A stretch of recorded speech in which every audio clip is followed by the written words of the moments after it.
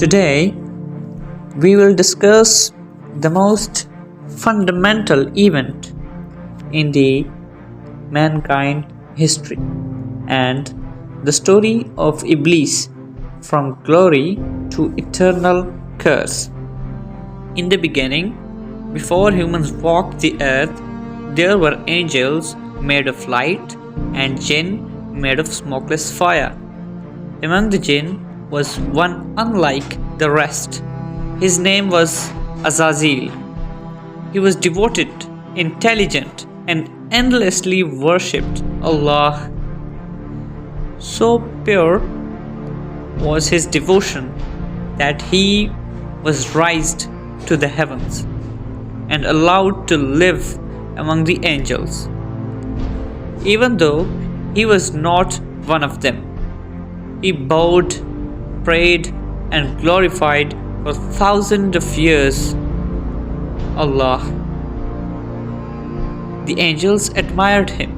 They saw him as a being of pure obedience. But deep within his heart, a tiny seed of pride began to grow. Then, one day, the divine will echoed through the heavens. Allah said, "Indeed, I will create a vicegerent on earth." The angels, filled with awe, and asked, "Will you place in it one who will spread corruption and bloodshed, while we glorify you with praise?" Allah replied, "I know what you do not know." From the dust of the earth, Allah shaped a new being, Adam. He fashioned him with his hands, and when the form was complete, he breathed into him his spirit, and Adam came to life. Allah taught Adam the names of the things, knowledge unknown even to the angels.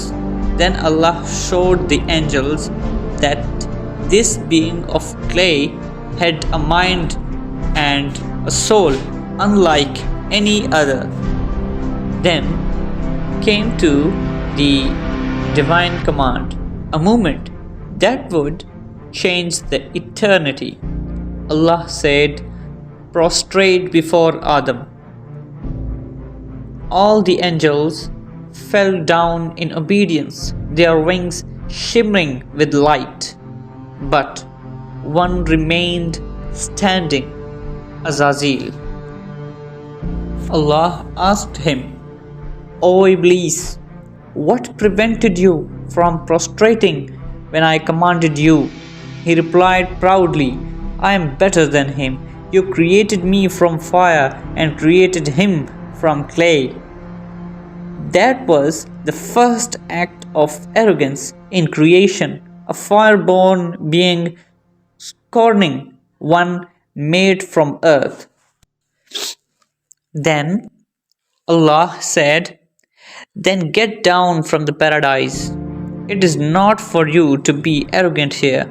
Depart, for you are accursed. My curse is upon you until the day of judgment." At that moment, the radiant Azazil became Iblees, a name that means the one who is hopeless in despair. He was cast out from the company of the angels. His light turned into the darkness. His pride turned to poison. But Iblees was clever. He said, "My Lord, grant me respite until the day they are resurrected." Allah replied, "Indeed, you are of those granted respite." Iblees then declared his eternal rebellion. "By your power," he said, "by your power, I will mislead them all, except your sincere servants among them." Allah said, "Whoever follows you, I will fill hell with you all."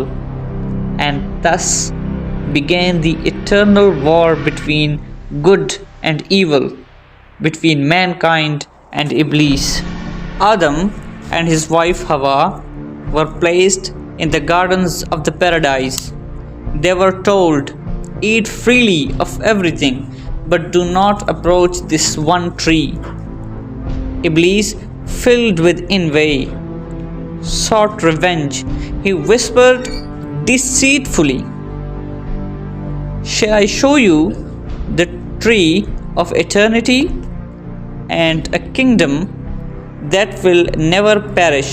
They listened, ate from that tree, and immediately felt their nakedness and shame.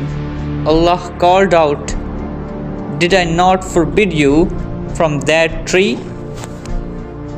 And so Adam and Hawa were sent down to earth, and with them the test of mankind began.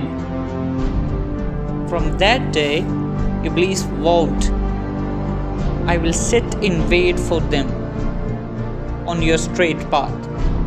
I will come to them from the front, from behind, from their right, and from their left, and you will find most of them ungrateful." He sent his whispers into human hearts. He taught them pride, jealousy, greed, and lust. He made evil look beautiful and goodness looks difficult.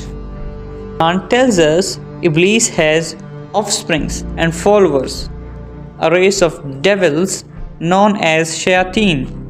According to Islamic traditions, Zalnabura spreads corruption in marketplace. Dasim causes quarrels between husband and wife. Our tempts people towards adultery.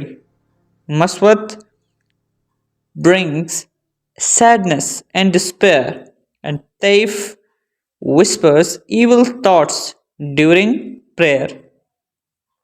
Every day, Iblis sits on his throne over the sea, sending his armies out.